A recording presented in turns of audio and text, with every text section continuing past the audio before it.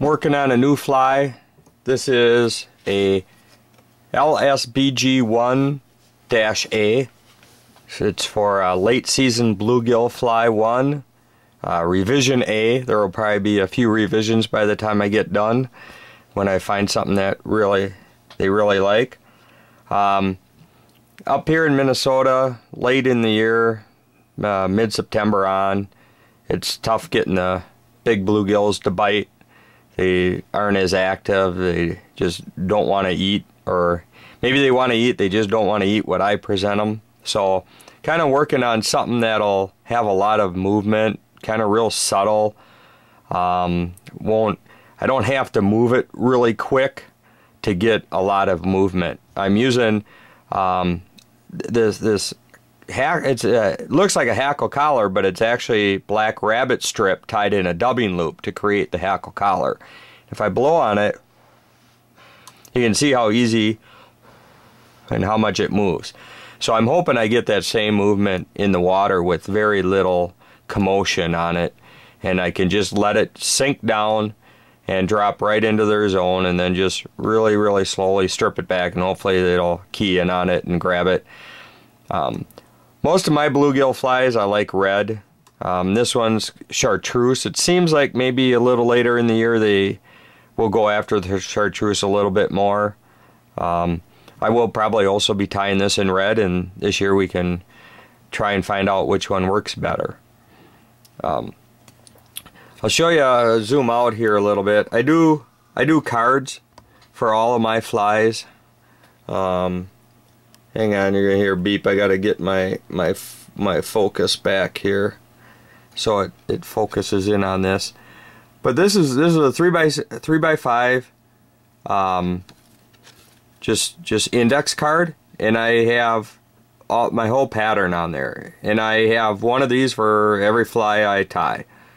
I try and put a fly on there so I know what it looks like. If I need anything special, I can put sketches on there. I can put stuff on the back side.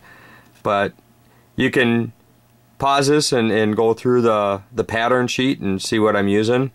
You know, and also on there, you know, this is my pattern, so I put that on there. But if it's somebody else's pattern, I'll put who it's tied by, so I know. But there's what we're going to be tying. So okay, so we'll zoom back in here a little bit. I'll go through the fly before we tie it a little bit. So I really like this MUSTAD 3366. It's a cheap hook for the bluegills, and that it's got a decent point on it. I always sharpen my hooks anyway. It's got a rabbit strip tail with some pearl FLASHABOU in here for just a little bit of flash. A ultra chenille body, and then this hackle collar. Well, it's not hackle, but it's black rabbit strip tied in a dubbing loop to create a hackle collar. And I got the 3/16 tungsten bead on here. So let's tie one up. So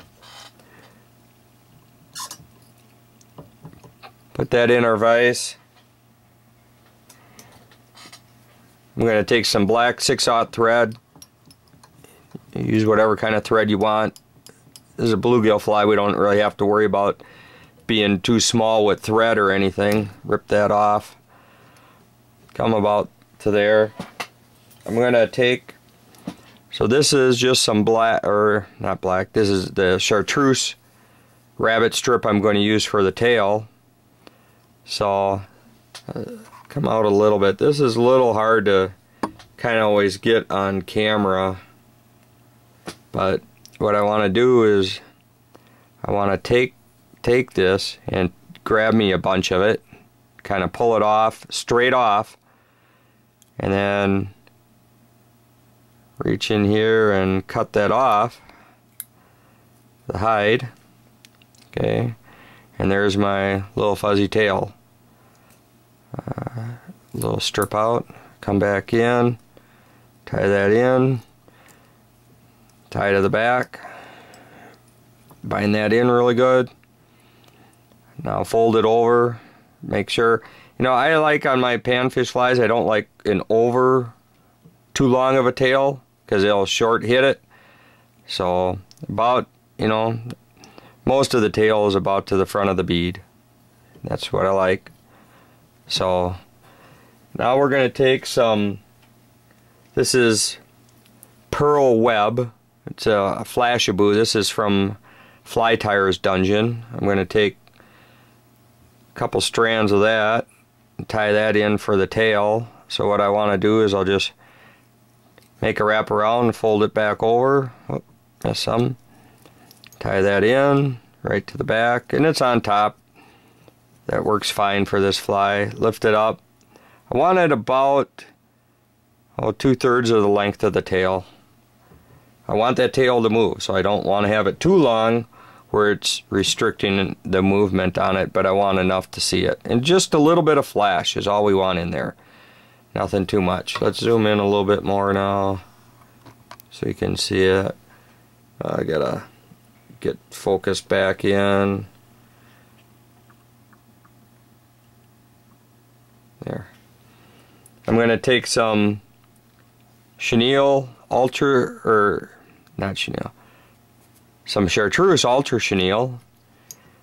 Kind of stripped off some of the fuzz. Come to the back, tie that in, secure that down, come back up.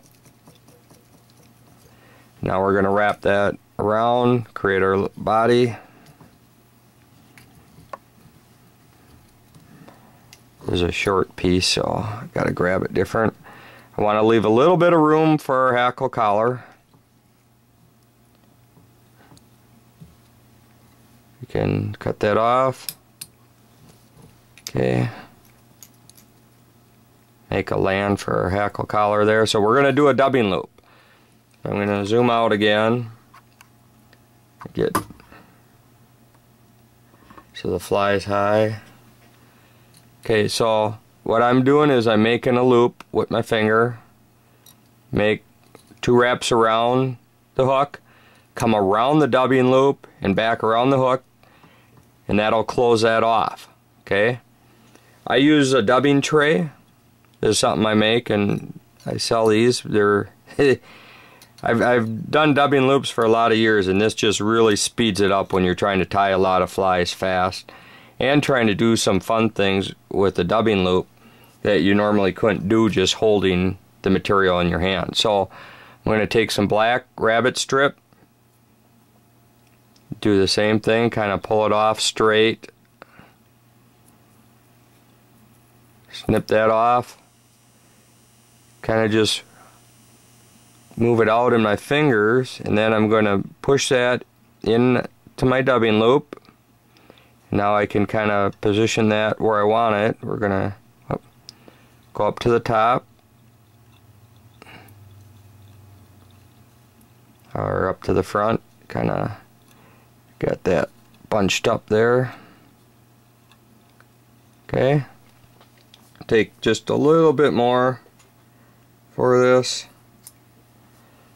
Another little bunch like that. Okay, so there's my material in my dubbing loop. I'll take my scissor and drop the thread off the hook. Take and pinch it here. Grab my dubbing spinner. Oh, and that just fell off on me. So grab my dubbing spinner and give it a spin. And then let go, and it'll create my little dubbing loop. And my hackle, I'll just pull it off there.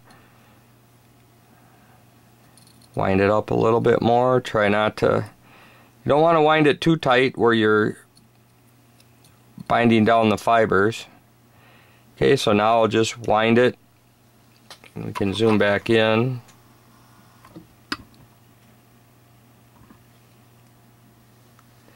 So I'm just going to wind that over. And as I wind now, I'm going to pull the fibers back because I don't want to bind them down. Just kind of keep working my way forward, and then this will create this nice little rabbit strip hackle collar. Okay, wind, take a couple wraps, secure that in, snip that off, push that back thread out of your way, take a couple wraps around, throw a whip finish on there, snip that off, and there's our fly. Not a lot to it. You can do them really quick. Most of my bluegill flies, I want them to be quick. I don't want to take a lot of time on them. But you can see as I blow on it, the movement we get on there. So there's our new fly, our little bluegill, late season bluegill fly. It's a LSBG1-A. Go up, there you go. So tie some up and enjoy it. Let me know how they work for you. That's always the best part about this, is when I tie flies, is getting feedback from people and letting me know how they work.